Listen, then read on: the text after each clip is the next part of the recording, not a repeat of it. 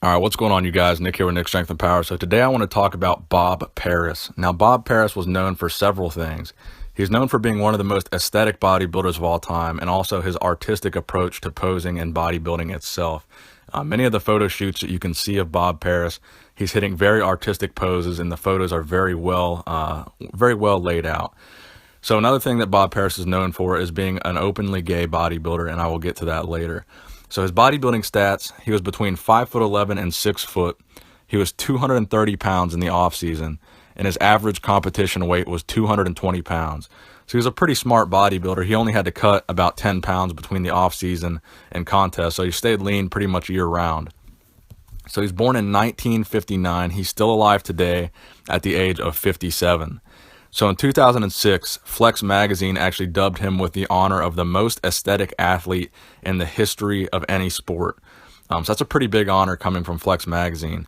So in 1989, he came out as openly gay in a magazine called the Iron Man magazine. So an article was done about him being an openly gay man in 1989 in the Iron Man.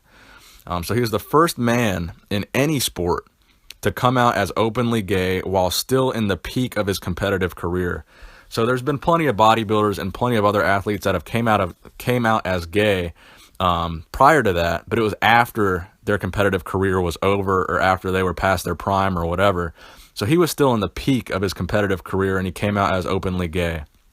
So unfortunately, he lost about 80% of his guest posing bookings and his supplement endorsements and all that sort of stuff after he came out as gay.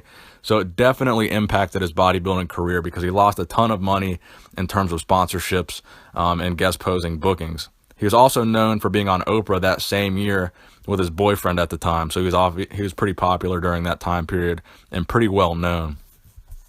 So he's also written many books. One of the books that I actually have is his book Gorilla Suit, which he wrote in 1997. A lot of you guys have probably read that book as well. It's a great book. If you haven't read it, I highly recommend that you check that book out. So his competition history includes the 1983 IFBB World, which was also the Mr. Universe competition. So he won that competition. The 1984 Olympia, he placed 7th. The 1985 Olympia, he placed 9th. The 1988 Olympia, he placed 10th. And the 1989 Olympia, which is the year he came out as gay, he had his worst placing ever, which was 14th. Now, whether or not that's a coincidence, I can leave that up to speculation. In 1991, he would come back and compete again at the Olympia, and he would place 12th. So his best placings outside of the Olympia include the 1988 Night of Champions, where he placed 3rd, the 1989 Arnold Classic, where he placed 5th, and the 1989 Night of Champions, where he placed 4th. So currently, he is a screenwriter, an LGBTQ activist and advocate, and he is still an author, like I said. He lives in British Columbia, Canada, and according to his website, which was last updated in 2016, it says he is still married to his current husband, Brian Liturgy, they've been married for 20 plus years, according to his website. Now, some people say that he's been divorced, but I couldn't find any information on that divorce. But according to his website, his official website, it says he is currently still married. So I hope you enjoyed the video, guys. Please give the video a thumbs up if you enjoyed it. Nick Strength and Power, signing out.